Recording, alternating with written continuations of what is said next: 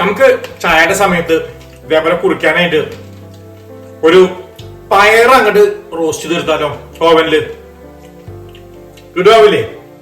അപ്പൊ ഒട്ടും സമയം കളയേണ്ട, വീഡിയോയിലേക്ക് പോവാം.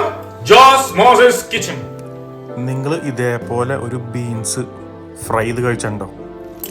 ഏത് ടൈപ്പ് ബീൻസ് ആണെങ്കിലും അതൊരു 2 കപ്പ്. അത് കഴിഞ്ഞാൽ വെള്ളം ഒഴിച്ച് നിറച്ചേക്കണം.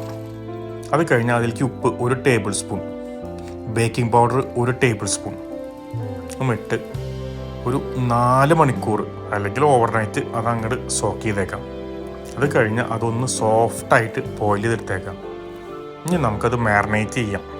എല്ലാ വെള്ളം കളഞ്ഞ് അത് കഴിഞ്ഞ് അതിലേക്ക് 1 ടീസ്പൂൺ ഉപ്പ്, 1/2 ടീസ്പൂൺ മഞ്ഞൾപ്പൊടി, 1 ടീസ്പൂൺ മുളക് പൊടി, 1/2 ടീസ്പൂൺ ഗരം മസാല,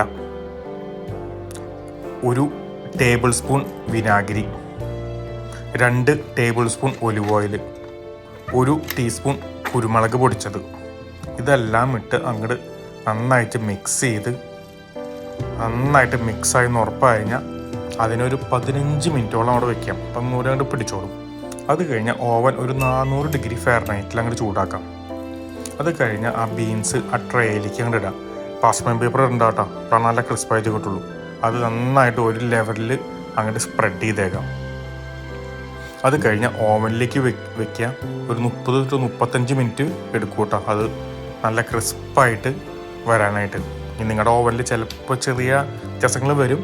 പുറത്തെടുക്കുക, തണുപ്പിക്കുക.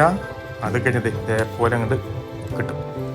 ഇപ്പൊ നമ്മളെ റോസ്റ്റ് ചെയ്ത് വെച്ച പയർ റെഡി ആയിട്ട് ആസ്വദിച്ചേക്കാം. ചായോ ഏത് വെച്ചിട്ട് ആസ്വദിച്ച് നിന്നേക്കാം. അപ്പൊ ഒന്ന് സബ്സ്ക്രൈബ് ബട്ടൺ ഞെക്കിയേക്കണേ, മറക്കല്ലേ. ബൈ.